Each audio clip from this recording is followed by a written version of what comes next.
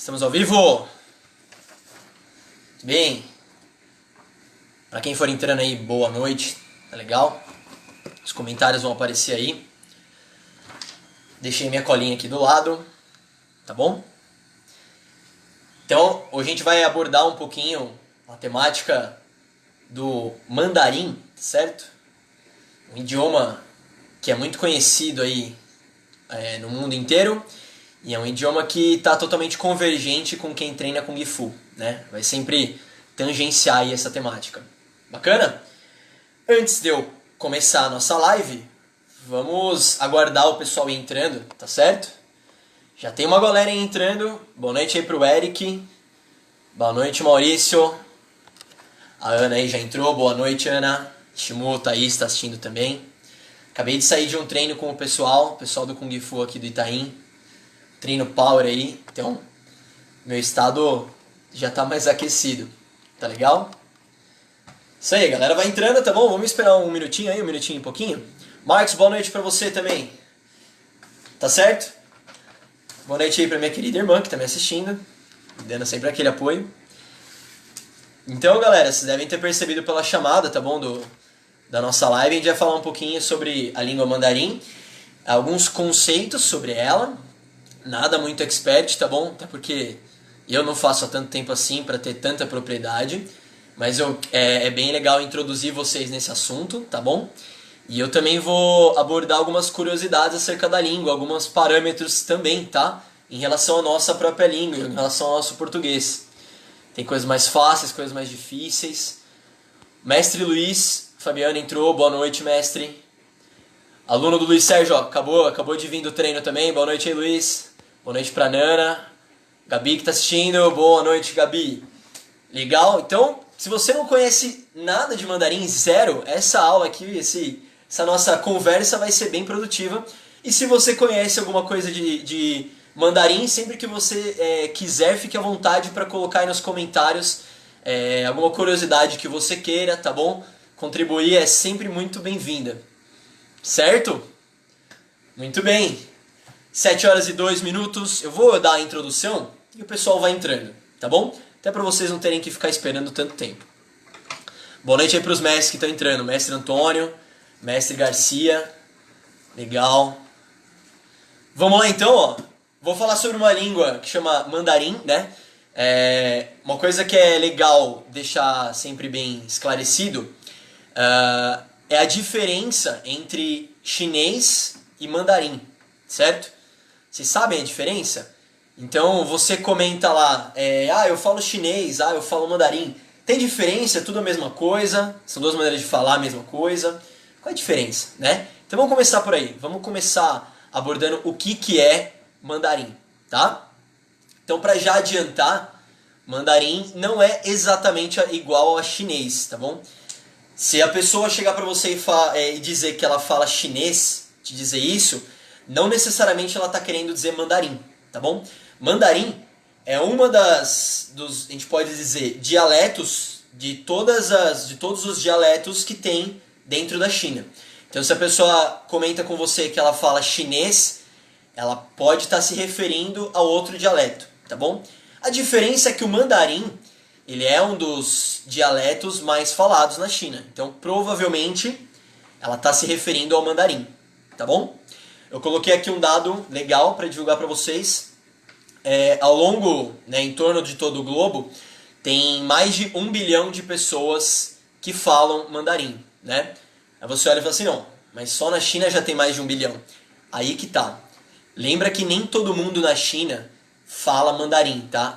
Mandarim é a língua oficial da China, atualmente, mas nem todo mundo, dependendo de cada província, nem todo mundo fala mandarim, tá? Às vezes na própria província a pessoa ela tem o hábito de falar o dialeto mais regional, tudo bem?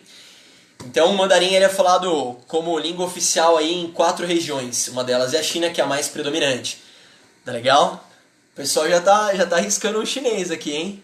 Maurício comentou aí, conheço o xexê, legal, já conhece um obrigado, né? Um agradeço em chinês, bem bacana aí. Boa noite aí pra Cris, aluna do Itaim que tá entrando. Mestre Gabriel, grão-mestre nosso que está acompanhando, sempre um prazer aí ter sua participação. Galera chegando, ó. Aline, boa noite aí, Aline. Se me engano, a Lana do Barro Preto.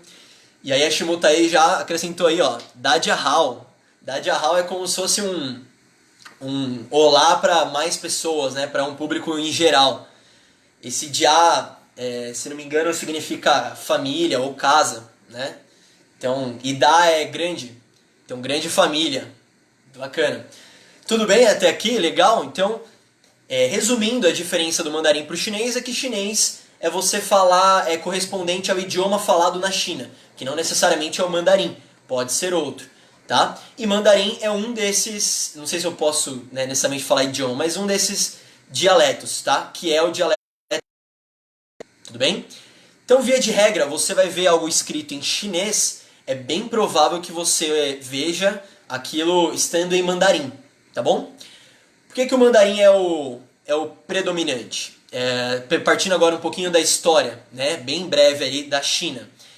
Mandarim geralmente costuma ser mais falado, é mais predominante no norte da China, tá bom? Norte e nordeste, assim. E desde sempre, não de sempre, mas desde muito tempo, Beijing ou Pequim era a capital, tá bom? Era a capital e geralmente lá onde ficava a parte da nobreza, a parte que realmente regia o país. Né? O imperador ficava, se não em Beijing, ficava em uma outra província perto de lá, tá bom? Legal. E muito bem, então sempre foi predominante. Inclusive o nome mandarim, segundo vários rumores ali, né, na parte histórica, ele provém de portugueses. Então os portugueses, quando tinham que negociar com essa parte da elite chinesa, eles percebiam que aquela elite falava de uma maneira diferente, que seria o que a gente chama de mandarim hoje, né, ou algo próximo disso, e eles que denominavam mandarim. E aí foi repassando para esse nome, mandarim, tá certo? Em chinês, é claro, tem outro nome. Tudo bem? Legal? Então essa é a diferença básica ali. Outra coisa que é importante saber. Quando você tem ali a tomada dos comunistas lá na região, em 49, a partir disso passou a ser feito várias reformas ortográficas, etc., para até unificar todos esses idiomas. Né? Então, por exemplo, alguém do sul, para entender alguém do norte, que às vezes não falavam, não se entendiam, né? Falavam dialetos incompreensíveis um para o outro, para isso foi feita uma unificação de uma língua, um idioma, um dialeto oficial. E esse dialeto é o mandarim, tá bom? Se não me engano, pelo que eu estava olhando, foi em 1956, tá legal? Que foi oficializado. E tiveram outras coisas também interessantes, tá? Outra coisa que aconteceu nessa época, os ideogramas chineses, meio complexos, que a gente chama hoje de tradicionais, a maioria deles, ou grande parte, foi simplificada. Então tem vários ideogramas que você pode ver de duas maneiras. Tem a maneira tradicional, como é falada hoje, e a maneira simplificada, tá bom? A maneira simplificada geralmente até foi com esse intuito de difundir, facilitar a escrita, tá? E etc. Outra coisa que aconteceu também, eu não sei se vocês já ouviram falar, mas você tem os ideogramas e você tem também algo que a gente chama de pinyin. Pinyin é o modo como a gente escreve no nosso alfabeto, o modo como a gente escreve, o modo como a gente lê aquele ideograma. Então o ideograma está escrito lá, Kung Fu, né? Você vai ler, vai ter o pinyin lá atrás, lá embaixo, por exemplo, dizendo Kung Fu. Aquele lá é o pinyin, aquele é o que mostra, são aquelas palavras que mostram a entonação, etc. E já a gente chega com mais calma lá, tudo bem? Bom, essas foram as reformas que foram feitas e por isso que hoje, né, você vê geralmente a população mais idosa da China, hoje em dia menos, né, porque faz um tempo já, mas a população idosa da China não teve esse hábito de falar mandarim, principalmente quem não era dessa região norte e nordeste, né, principalmente. Então, são as pessoas mais jovens que estão mais familiarizadas com esse aspecto do mandarim, de falar mandarim, de ter essa escrita mais simplificada, tá bom? E às vezes de escrever também a parte do pinyin, né? Até porque como foi oficializado no país inteiro, foi também de maneira obrigatória feito nas escolas e etc. Tudo bem? Legal. O pessoal comentou algumas coisinhas aqui. Ivan, boa noite pra você também. Legal. Antônio Gambay. Quando toma umas pingas. Legal. Jordana comentou. Han Yu, né? Esse U também é em francês assim, U. é o nome do idioma mandarim. Legal, Jordana, é isso. Eu também vi em outras pesquisas minhas que esse Hanyu é para você designar o chinês de modo geral, tá? Esse esse Han faz parte de uma das famílias da nobreza que chamava Han. Então esse Han vem parte o ideograma mesmo, parte dessa família imperial, tá legal? E aí pelas minhas pesquisas eu vi que é quando você quer, por exemplo, falar, eu quero falar chinês. Em chinês, você fala Hanyu, tá bom? Que é esse que a Jordana comentou, tá bom? Vamos para o segundo tópico, então eu vou falar 3 tópicos hoje. Primeiro a gente já abordou o que é mandarim, qual a diferença, né, de mandarim para chinês, tá certo? Se você ficou com dúvida nessa parte, você comenta, tá? Ou fica à vontade para lançar uma curiosidade. Segunda parte, a gente vai abordar o mandarim em si. Quais as características da língua, tá bom? E no final a gente vai fazer uns usos mais práticos. Por exemplo, entendendo um pouco mais a própria palavra Kung Fu, tá certo? Que eu acho que permeia aí a temática de todos que estão assistindo, tudo bem? Bom, vamos para o segundo tópico. Se você ainda não curtiu o vídeo, fica à vontade para curtir, tá? Curte o vídeo, com certeza vai ajudar a gente. A gente lança o conteúdo para vocês e em troca vocês dão aquela curtidinha boa, tá? E se você quiser, você pode compartilhar também, tá bom? Vamos entrando então para o segundo tópico? Vamos lá, segundo tópico, quais as características do idioma? Nesse caso, eu vou falar sobre a perspectiva de um brasileiro, tá? Então o que eu vou falar? Os pontos positivos, os pontos fáceis do idioma e os pontos mais complexos para nós que somos brasileiros, tá certo? Legal, vamos lá então. Que nem eu comentei agora há pouco, a China ela tem vários dialetos, etc. Assim como a gente viu na nossa última live, com os mestres Garcia e o mestre Danilo falando um pouco sobre as diferenças lá de São Paulo para Belo Horizonte, tá certo? Fortaleza. Um exemplo que eu gostei muito foi falado sobre o cuscuz, né? Que lá o cuscuz de Fortaleza, você fala é outra coisa do que a gente fala aqui em São Paulo. E particularmente eu acho até melhor aquele cuscuz. Outra coisa também, a paçoca, né? Que o mestre Garcia comentou que lá em Fortaleza se chama de paçoca, o que aqui a gente chamaria de farofa. Então você vê que é umas coisas interessantes. A gente que está aqui em São Paulo, a gente entende a pessoa que está lá em Fortaleza, só que tem alguns termos e etc. que mudam, né? Que mudam de um local para outro.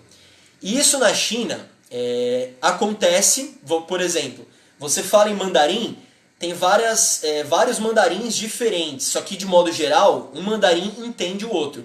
Assim como eu que falo português, entendo o português lá de Fortaleza, tá certo? Só que tem uma coisa a mais na China, que nem eu mencionei, que tem vários dialetos. Então às vezes tem uma pessoa do sul que fala, por exemplo, cantonês, que às vezes ela simplesmente não entende o mandarim, tudo bem? Então são coisas diferentes. A gente vai hoje pegar a característica do mandarim, tá certo? Então a característica desse dialeto em específico, que é o dialeto predominante. Tem uma pergunta aqui, ó. Marcos, quantos dialetos diferentes existem na China? Marcos, inúmeros, vários, tá? Eu não pesquisei exatamente, mas eu chutaria facilmente mais de 50, tá bom? A pesquisa que eu fiz aqui rápida foi a pesquisa dos dialetos mais falados. Então, por exemplo, tem o mandarim próprio, tem o cantonês, tem um que você vai chamar de Wu, tá? Tem um que você vai chamar de Xiang, tudo bem? Tudo isso é dialeto, inclusive um dos mais famosos, tá? Tem às vezes dialetos que se unem a outros, dependendo da província, mas uma coisa que é legal é o seguinte, eu acompanhei o caso de uma chinesa mesmo, e ela era de uma província e ela falava esse dialeto Xiang, e ela foi para uma universidade, se não me engano, em Beijing mesmo, em Pequim. E nessa universidade ela falava mandarim com as outras pessoas, né? Porque era muito difícil o pessoal entender, se não incompreensível, entender o dialeto dela, certo? E o que é engraçado, quando ela ouvia outras pessoas falando outros dialetos, por exemplo, o cantonês, ela não entendia. Então, se ela queria se comunicar dentro da universidade com alguém que era lá da província, né, da região de Cantão, que fala cantonês, eles se comunicavam através do mandarim, tá bom?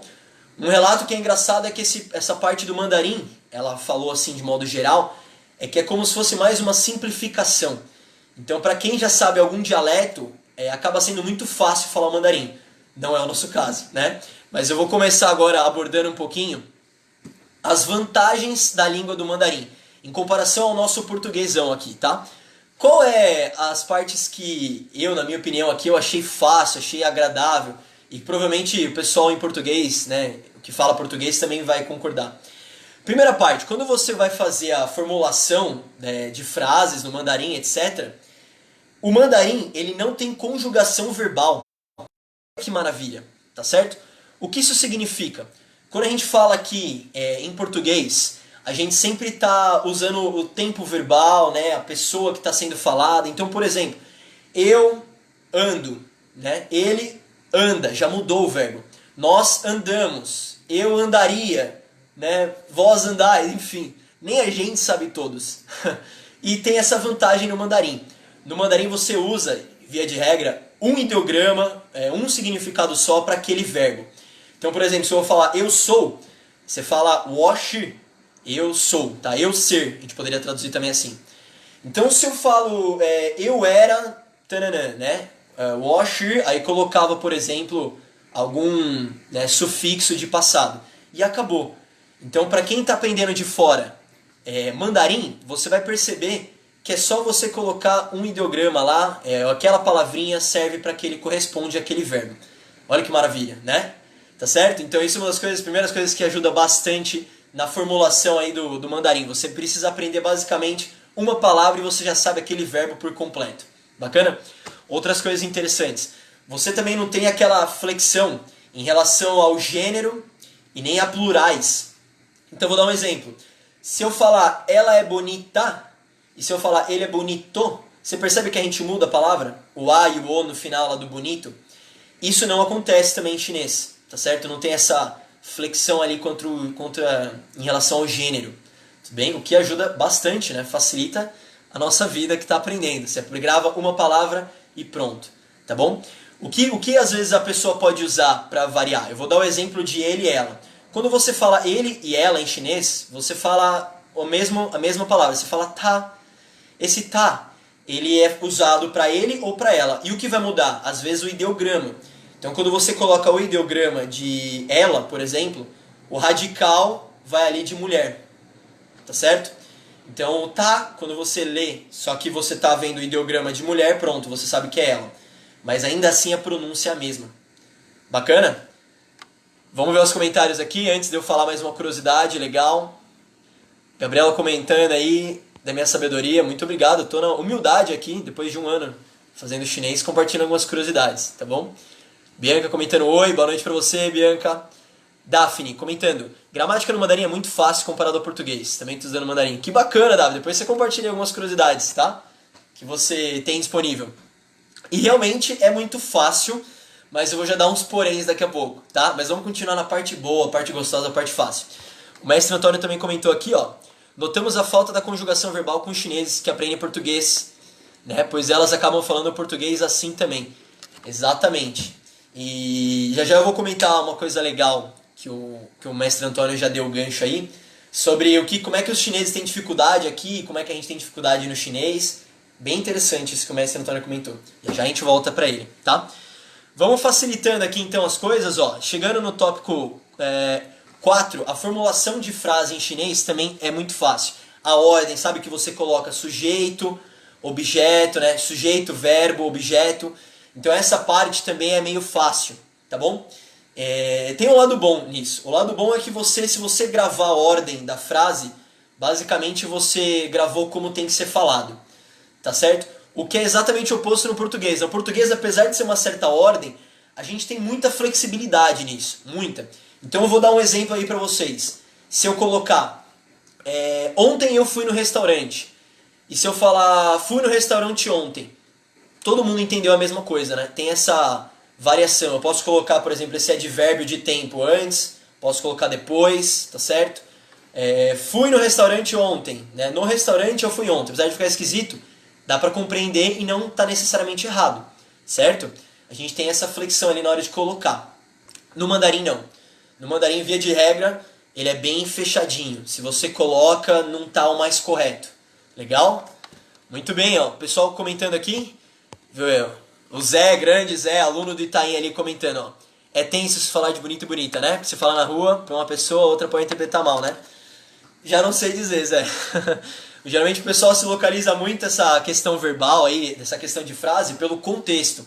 Então o contexto diz muito, tá bom? Eu vou chegar aí na parte final agora do lado bom do mandarim, o modo como se fala mandarim. Então, na hora que você vai compor um ideograma, às vezes aquela parte, o modo como você compõe, também ajuda muito você a entender o significado, né, daquela palavra, por exemplo. Tá certo? Então vamos explicar. Quando você vai falar celular em chinês, você fala shou de. O que significa isso? Esse shou de. Shou significa mão, tá certo? Até em outras lives aí, eu acho que se não me engano o mestre Antônio comentou sapassal, né? Ou shiba shou. Shou no final é mãos, tá? Mesmo significado. E esse de no final significa máquina, tá bom? Então máquina que você usa na mão, celular. Interessante? Então você combina os significados de cada ideograma, juntou e às vezes dá aí um significado a mais. Quer ver outro exemplo?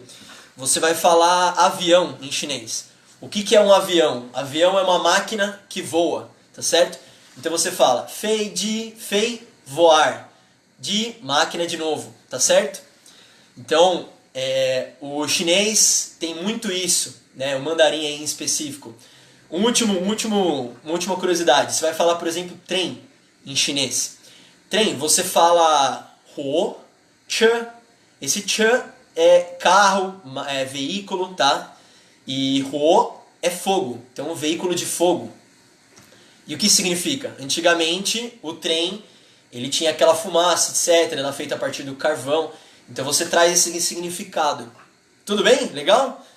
Então essa é a parte fácil do mandarim, a parte que você não tem tanta dificuldade.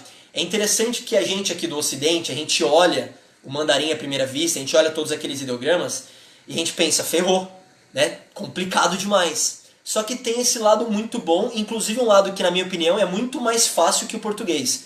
O português a gente está acostumado, a gente não para pensar, a gente fala desde criança. Só que parando para pensar, parando na gramática, etc., é bem complicado. Você vai perceber que às vezes até a gente tem dificuldade no próprio português. Você percebe? Vamos supor, se aparece uma palavra nova, tipo Netflix, você vai colocar um artigo no Netflix, o que você fala? Você aí que está me vendo, você fala o Netflix ou a Netflix? Ah, hoje eu vou usar a Netflix, hoje eu vou usar o Netflix. O que você usa? Você percebe que tem um artigo, né, que antecede. No chinês não tem esse artigo. Então outra coisa que ajuda, ele não tem esse artigo, nem pronome, assim, né? É pra atrapalhar, assim, pra dificultar a vida. Geralmente é sujeito, verbo, joga logo na sequência, tá bom? Uma coisa interessante, né?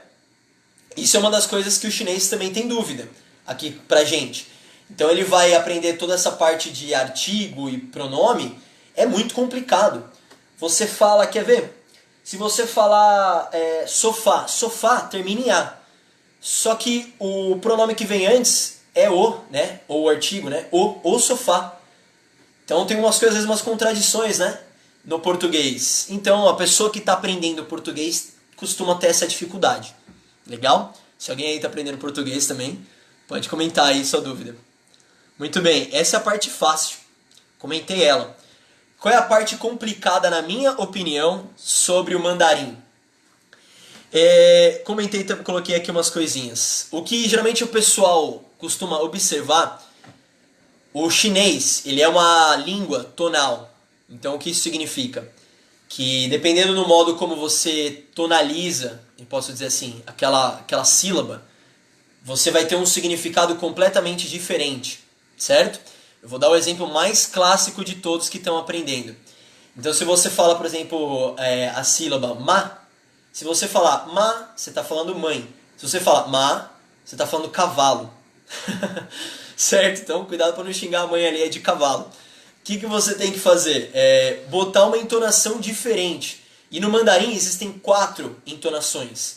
E uma quinta que eles chamam de, se não me engano, entonação neutra, que aí é como se não tivesse, né? Entonação vazia. Então, dependendo da entonação que você coloca, aquela sílaba tem um significado completamente diferente, tá certo? Para a pessoa que não faz ideia dessas partes de entonações, é bem complexo no começo. Mas é tudo que a gente faz na vida a parte disso, né? Então, quando você está treinando o seu Kung Fu, também é questão de treino. Então, você vai treinando o seu ouvido a se acostumar com aquela entonação. Então você ouve a entonação, você já sabe identificar, por exemplo, certo? Eu não estou nesse estágio ainda, mas assim, não estou tão bem para falar. Mas uma coisinha ou outra você consegue diferenciar, tá bom? É a parte complicada mesmo. O pessoal está comentando aqui umas coisas interessantes, ó. Chegando aqui na parte da Jordana. Bom que não tem nem passado e nem futuro no verbo, né? No verbo não. No verbo não. Quando você vai falar alguma coisa no passado ou no futuro, eles incluem, aí sim, eles incluem alguma coisa complementar. Então, o le, quando você vai fazer algo no passado, ou algo imediatamente que acabou de acontecer, e você vai falar, por exemplo, o hui no futuro. Hui, eu vou tananã, né? Eu vou ir para tananã, que no nosso caso seria errado, mas lá é assim como eles formulam a frase. Legal? Muito simples, né? Muito fácil. Você coloca um sufixo ali, maravilha. Daphne, perguntei uma vez para um amigo chinês que falava cantonês e mandarim, se não era difícil diferenciar os dois. Ele me disse que eles escrevem igual, mas falam e leem bem diferentes. Até então eu achava que tinha que escrever diferente também. Legal, Daphne. Outra coisa que também vi em relação a isso que você comentou. Às vezes eles escrevem igual, mas pode ser que o ideograma, que é igual, ele tem um significado diferente, certo? Assim como no exemplo que eu tinha dado, se você fala cuscuz, você escreve igual, aqui em São Paulo ou lá em Aldeota, em Fortaleza. Mas o entendimento é diferente, a interpretação é outra. Pode acontecer isso também com mandarim e cantonês, né? E, acredito eu, com outros dialetos. Tá certo? Muito bem, então tem essa parte de entonação que é realmente complicadinha. Dei o exemplo aí do ma, você chama mãe, cavalo. Inclusive tem um xingamento também, acho que é ma, você está xingando, tipo de xingamento. Outra coisa que é complicado para você, na hora que você está aprendendo mandarim, você acaba tendo que decorar não só o ideograma, mas, por exemplo, o pinyin, que é aquilo que eu mencionei para vocês, que é o modo do nosso alfabeto, o modo como se escreve do nosso alfabeto romano, né? E outra coisa, você também tem que, além de tudo, gravar essa entonação que eu comentei agora. Tem bastante coisa para você interpretar. Então, a mesma palavra você tem que gravar de várias maneiras diferentes, certo? Às vezes isso é complicado. A começar pelo ideograma. Quando você fala sobre ideogramas no mandarim, pelo que eu consegui ouvir dizer, existem pelo menos 50 mil. Né? Algumas fontes disseram até mais, disseram 80 mil. Então imagine 80 mil ideogramas para você gravar. Parece complicado, né? E é mesmo. O lado bom é que você não usa os 80 mil, né, no seu dia a dia. Costuma-se dizer ali que com 800 ideogramas você já se vira muito bem na parte do dia a dia, né? Apesar disso, ainda são 800 ideogramas, tá certo? Que você vai tendo que aprender a interpretar. Então tem essa dificuldade no mandarim. O mandarim tem essa característica que você escreve através daqueles ideogramas, tá certo? E você lê através daquelas entonações. Outra coisa que, para terminar esse tópico, tá bom? Se você tá curtindo, não esquece de curtir, tá? Dá aquela curtidinha. Ou compartilha se você ainda não compartilhou, que vai ajudar bastante. Legal? Última diferença que eu destaquei aqui sobre as minhas dificuldades particulares sobre o idioma. Quando você fala na língua chinesa, em específico o mandarim, você tem sons que você emite que não existem no português. Então tem sons que você pronuncia que não fazem parte do nosso dia a dia, do nosso português. Da mesma maneira como existem sons que a gente emite aqui em português que não existem no chinês. Agora eu entro naquele fato lá que o mestre Antônio ressaltou. Quando você vê alguém zoando assim, pastel de flango, ele está se referindo ao chinês, né? Não ao japonês. É o chinês que não possui essa dobra na língua, né? Esse ra, frango, frase, traço, esse R que a gente bota ali no meio, né? de uma sílaba, eles não possuem lá. Então é difícil para quem é chinês vir para cá falar ele. Então geralmente sai algo como parecido com L, flango, certo? Por isso que a gente acaba zoando, mas a gente também é zoado provavelmente quando a gente fala chinês. Um exemplo, tá? Eu não vou saber pronunciar com certeza, mas o R do pinyin mandarim também não é ha, como a gente acaba falando no nosso alfabeto. Vou dar um exemplo. Na hora que você escreve sol em mandarim, é algo como ri, né? Ri, ele vem do fundo assim, ri. Quando você fala Japão, é esse riban, que significa algo como terra do sol nascente. Já ouviu falar, né? essa denominação do Japão. Então quando você fala Japão em chinês, é esse Riban, certo? Com certeza não estou falando a melhor pronúncia. Mas esse R que eles têm lá, quase chega assim um J, né? Nossa, R, a gente não tem no nosso português. Então quem está aprendendo mandarim tem essa dificuldade a mais, assim como eles têm aquele Rzinho no meio da sílaba, tá certo?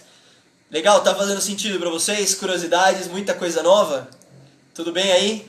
Temos meia hora de live, tem mais um tópico aí que eu vou comentar, tá? Mas quem quiser colocar alguma dúvida, etc. até aqui, se eu puder tirar, manda aí, tá? Muito bem. Aí, claro, dá aquela curtidinha, tá? Sobe as curtidas aí pra eu ver se tá todo mundo vivo, todo mundo presente aí na nossa live. Vamos seguir para uma coisa que é interessante para todos, uma coisa que influencia aí todo mundo que tá acompanhando, provavelmente, a maioria. Kung Fu, Tai Chi, vamos destrinchar um pouco desses ideogramas, tá certo? Eu quero antes antecipar um ponto legal, que nós que somos brasileiros vamos ver bastante. Você vai perceber que às vezes o modo como é escrito em chinês, ele não é pronunciado dessa maneira, como a gente entende, nós brasileiros. Um exemplo que a gente tem no nosso currículo. Quando você fala Choi Chen é mais ou menos o modo como é falado mesmo, tá? Só que na hora que você vai ver como se escreve, modo brasileirado falando, é Zong e Quan. Tem nada a ver, né? Zong e Quan. Só que esse é o modo como se escreve no pinyin. Só que não é o modo como eles falam. Mais ou menos ali nas entrelinhas, esse Zong, eles falam como um J mais atrás, assim. Então fica Zhong, Zhong, I. E o Quan, na verdade, esse Q, a gente não fala como Q, o nosso Q. A gente fala como Chi, né? Chi, meio soprado. Então fica Chen. Então fica Zhong I Chen, certo? Mais ou menos como Choi Chen, né? A gente vai, de tanto ouvindo, a gente vai brasileirando, fica algo como Choi Chen. Mas algo mais ou menos como Zhong I Chen, certo? E uma coisa que já é legal saber, né? Não tem essa parte, pô, se eu falar Choi Chen tá errado? Não, não tá errado, tá certo? É o modo como assim, você vai ser entendido? A pessoa vai entender você se você falar Choi Chen? Vai. Então tá ótimo, tá bom? Da mesma maneira, como pegando o inglês como exemplo, sabe aquela rede de fast food? Como é que você chama ela? Você chama ela de McDonald's, né? Aqui no Brasil, você não vai ver ninguém falando algo diferente disso, provavelmente. McDonald's. Só que em inglês, você não fala McDonald's. Porque não tem o A, né? Tem o M e já vai pro C. Então como é que se pronuncia mais ou menos? Seria algo como McDonald's. McDonald's. McDonald's, né? Eles falam, a consoante muda. McDonald's. E ninguém vai falar assim no Brasil. Tá errado? Não. Tá? É o modo como é falado. Então eu vou transportar esse caso também aqui pro nosso chinesinho, pro nosso mandarim. Tá certo? Não tem problema se você falar Choi Chen. Nenhum. É o modo como a gente vai habituando aí a trazer aquele entendimento. Tá certo? Muito bem, legal. Agora vamos pro nosso Kung Fu. Eu vou trazer aqui dois termos, que é o Kung Fu e o Tai Chi. Tá certo? As duas pronúncias aí. Eu coloquei na descrição desse vídeo os ideogramas, tá? O ideograma e o modo como é feito em pinyin. Ó, o mestre Antônio até já me ajudou bastante. Ele colocou ali o modo como é que é o pinyin, tá? Que é o modo como é que é escrito esse Kung Fu e Tai Chi. Então, Kung, a gente fala aqui no Brasil, em português, a gente tem muito o costume, até pela nossa própria língua, em falar vogais no final. A gente coloca vogais sempre no final. Então a gente fala Kung, Kung. Só que como é que seria o mais correto, mais próximo, né, do certo? Com, não tem um Gi no final, o GI, né? Então fica Kung Fu. Esse G, que o mestre Antônio comentou ali também, esse G é como se fosse entre um G e um K. É como se fosse um K meio seco. Então você não fala Gong, né? Gong. Você fala Kung Fu. Meio secão mesmo, tá certo? De novo, não tá errado ficar falando Kung Fu, tá bom? Só uma curiosidade aí pra vocês, legal? Muito bem. E o Fu é Fu mesmo, tá ótimo. E o Tai Chi? O mestre Antônio também comentou aí. O Tai Chi, você vai ver escrito como Tai Chi, de CH mesmo, Chi. Mas em pinyin, que nem o mestre Antônio comentou, é Ji, J-I. É assim como você colocaria em chinês, por exemplo, colocando no pinyin deles, tá? E o Chuen no final, você também pode encontrar assim como você encontra lá no Choi Chen, tá? Quando você encontra lá no Choi Chen, como é que você vê? Você vê Quan no final, Quan. E você também pode encontrar isso no Tai Chi. Tai Chi Quan, escrito, né? Só que como a gente vai pronunciar, tá bom? Como seria a pronúncia em chinês. Legal? Comentários aqui. Daphne.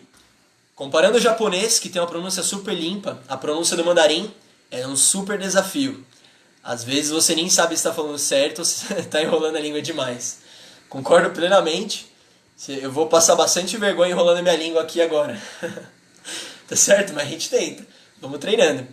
Uma coisa legal do japonês é que ele tem as pronúncias, etc. Tem bastante coisa parecida, né, com o português. Tem bastante coisa que no japonês vem de português mesmo. Você vê que o Portugal teve alguma certa...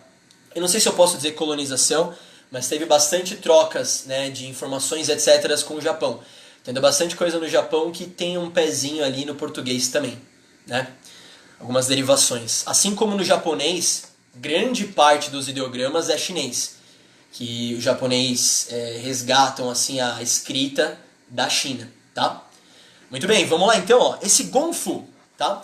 Se você tiver oportunidade, depois você dá uma olhada, ou se você tiver por aí, consegue olhar a descrição, eu não sei dizer se você consegue. Se conseguir, você pode olhar, tá? Mas o Gong, esse Gong, ele tem duas partes, esse primeiro ideograma. Tem a parte que a gente pode chamar de radical e tem a outra parte. Essa parte que é radical, ele vem da pronúncia Gong mesmo, né? Gong.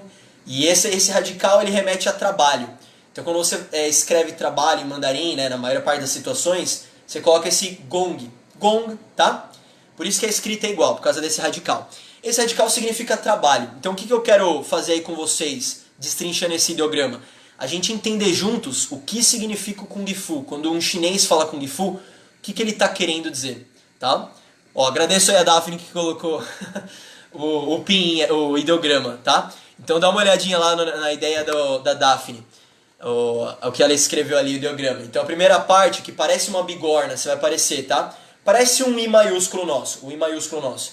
Aquilo ali, ele é uma imagem como se fosse referente a uma bigorna. Então o que você faz em cima de uma bigorna? Você está trabalhando algum material, né? Então eu pego a espada, dou uma martelada ali em cima da bigorna, tá certo? Por que isso? Remete a esse trabalho, esse esforço, tá bom?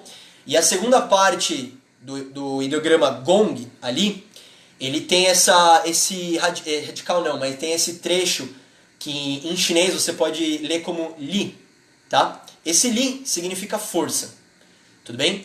Então, trabalhar com força, trabalhar com dedicação, esforço, tá bom? Então você realmente penetrar o seu esforço, a sua atenção em cima de um objetivo. Legal? Essa é a ideia desse primeiro ideograma.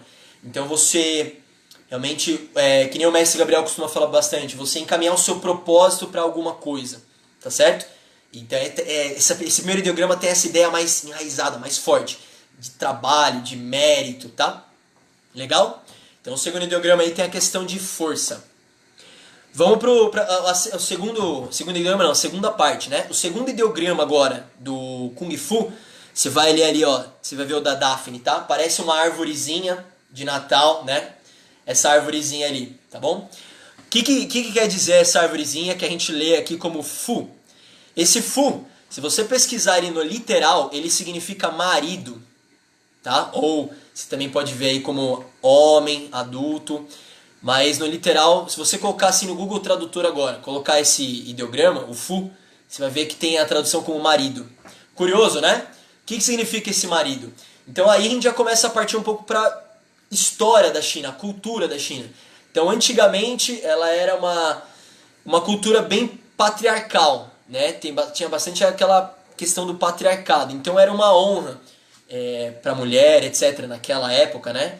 Era honroso ter um marido, né? Achar um marido, moral. Então isso realmente elevava a moral daquela mulher em relação àquela sociedade de antigamente, tá bom?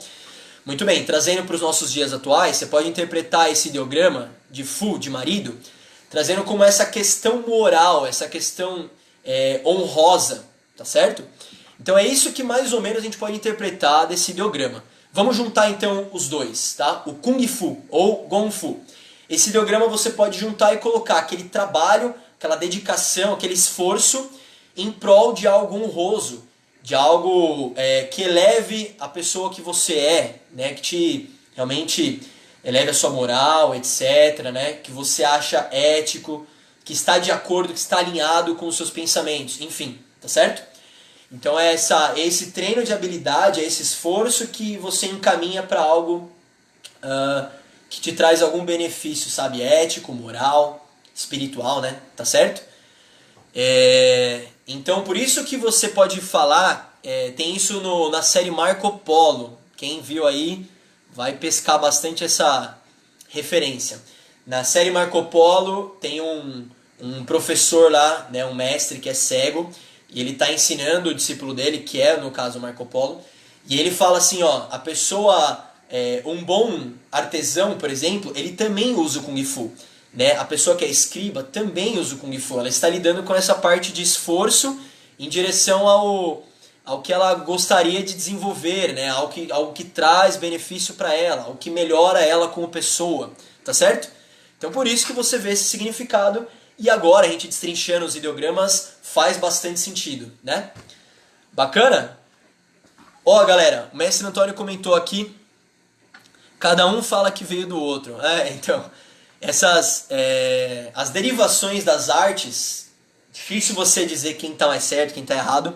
E o mestre Antônio comentou aí, mais ou menos da onde está vindo o do que, né? O Karatê, se veio do Kung Fu, etc.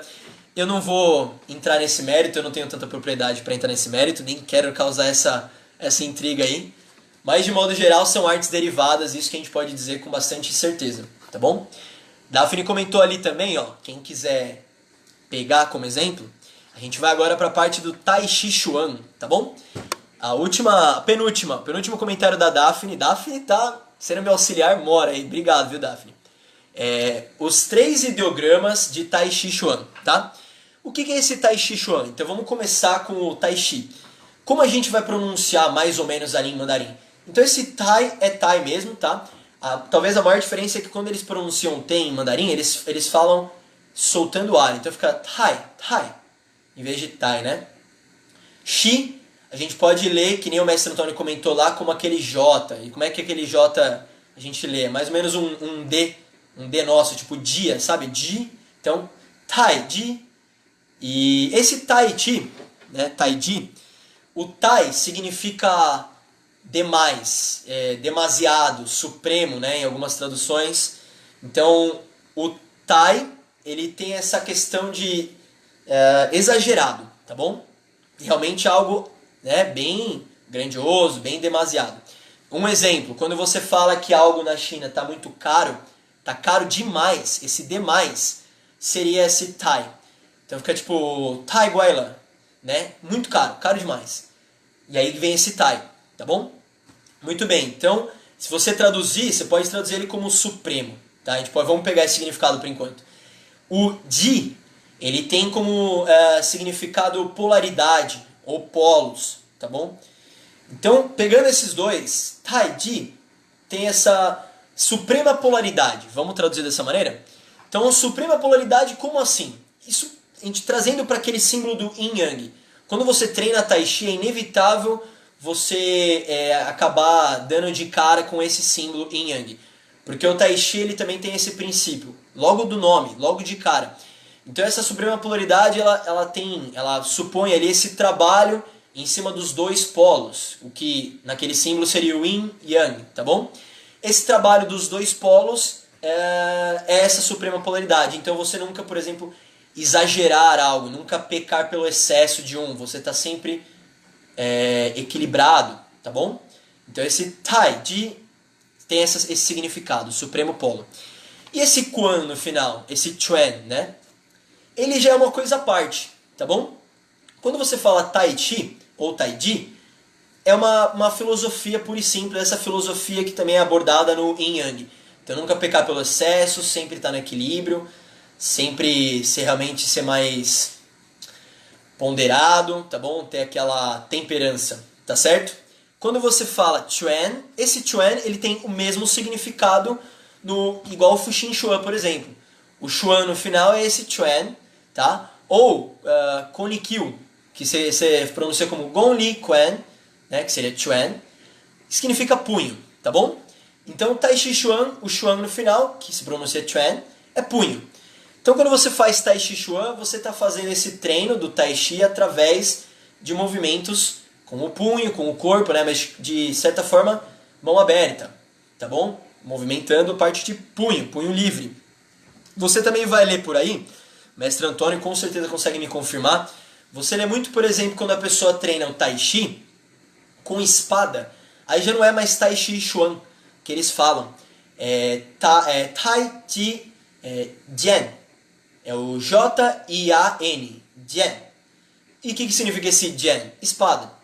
Então é o trabalho com a espada que você faz. Então o Tai Chi Chuan seria exatamente isso, esse polo supremo que você lida dentro de você, na sua mente, tá certo? Nos seus treinos, na sua vida, você bota em práticas, nunca pecar pelo excesso, tá? Por exemplo, eu não posso treinar de menos, senão, claro, não melhoro o que eu sei, eu não posso treinar demais. Imagine você ficando 20 horas do seu dia treinando, você não vai render, pelo contrário, em uma semana você vai estar pior do que você estava, você não vai estar rendendo nada, você vai estar podre. Então, o equilíbrio sempre, tá certo? É isso que esse princípio traz. E o Chuan, ele já remete mais à parte específica do nosso treino, que é treinar, por exemplo, com a parte das mãos e etc. E aqui no Brasil a gente conhece generalizado como Tai Chi Chuan, né? Legal? Então, seriam esses significados aí que a gente pode trazer para vocês. O mestre Antônio me complementou ali, ó, o nome do professor lá do Marco Polo é 100 Eyes, 100 olhos. Legal. É até interessante que quando você traz para a nossa língua portuguesa, esse 100, ele tem uma ironia, né? Pode ser 100 com C ou 100 com olhos. E a grande ironia é que esse mestre ele era cego. Então, ele é 100 olhos com S, de 100, vários olhos, e 100 olhos com C, de, por exemplo, ele era cego, né? Tinha essa ironia, ele não enxerga. Galera, tudo bem até aqui? Fez sentido? Eu não quero me prolongar muito nessa live, eu queria trazer uns conceitos legais, algumas curiosidades, né? Bastante gente contribuindo bem legal aí para essa live. Bom, se alguém tem alguma dúvida, pode comentar agora, tá certo? Se você ainda não curtiu, dá tempo, tá? Pode curtir aí. Deixa eu checar se eu comentei tudo, uma coisa pro final. Não, é isso aí, bacana. Uma coisa legal também, ó. Quando você vai, pra terminar, né? Eu comentei da parte das formas. Então agora que a gente tem um pezinho no mandarim, né, bem leve, mas ainda assim já é legal a gente ir enxergando com outros olhos algumas coisas. E isso é muito bacana. Vou dar o próprio exemplo do Kolinkyo. O Kolinkyo, o modo como se escreve, aquele Gong Li Chuan. Você já percebe que só dentro dessa live você já descobriu os 3 significados. Esse Gong é o mesmo de Kung Fu, né? Kung Fu. Gong Li Quan, né? Ou Chuan, certo? Então, trabalho, tá? Li vem de força. Também tem aquele ideograma parecido com o Kung Fu, só que aí é só a segunda parte do primeiro ideograma, certo? E o Quan, que eu mencionei, pode significar como punho, tá certo? Interessante, então você vai trazendo os significados, etc. Outra coisa que é importante, às vezes quando você une ideogramas, lembra que o modo de você traduzir às vezes muda. Eu não vou traduzir, por exemplo, Kolinkyo como trabalho, força, punho. Significa nada, né? Assim como quando eu escrevo celular em mandarim, eu não vou escrever algo como máquina, mão. Faz o menor sentido. Então você vai interpretando, você vai unindo ideogramas para trazer novos significados. Assim como era no celular, é assim que vai se dando os nomes das nossas formas, das formas do nosso currículo. Certo, galera? Tudo bem? Bacana? Nenhuma dúvida? Então, vamos encaminhando aí para os recados finais. A gente está fechando a nossa semana de lives, tá bom? Na semana que vem já temos outras 2 lives encaminhadas, na segunda e na terça. Se você achou proveitoso essa live aqui, eu recomendo bastante você seguir acompanhando, tá? Aqui na TSKF a gente tem um canal no YouTube, que você pode clicar lá em se inscrever, que lá vai sempre anunciar quando que vai ter uma live, ou se teve aqui no Facebook, lá tem sempre o replay, tá certo? Se você entrou agora, tá, e encontrou agora a live no final, né, lá vai ter o replay também, tá bom? Enfim, fica ligado nos nossos canais para sempre ficar por dentro. Dá também uma olhada no nosso sistema à distância, sempre vai ser útil para você, tá? Sempre vai agregar, independente de você já fazer Kung Fu com a gente ou não. Se você entrar lá no nosso site, do lado esquerdo, você encontra o nosso treinamento à distância. Certo? Fez sentido? Então, CC aí pra Daphne que tá comentando. Obrigado a todos, tá legal? Fico por aqui, um grande abraço e até a próxima. Zaijian!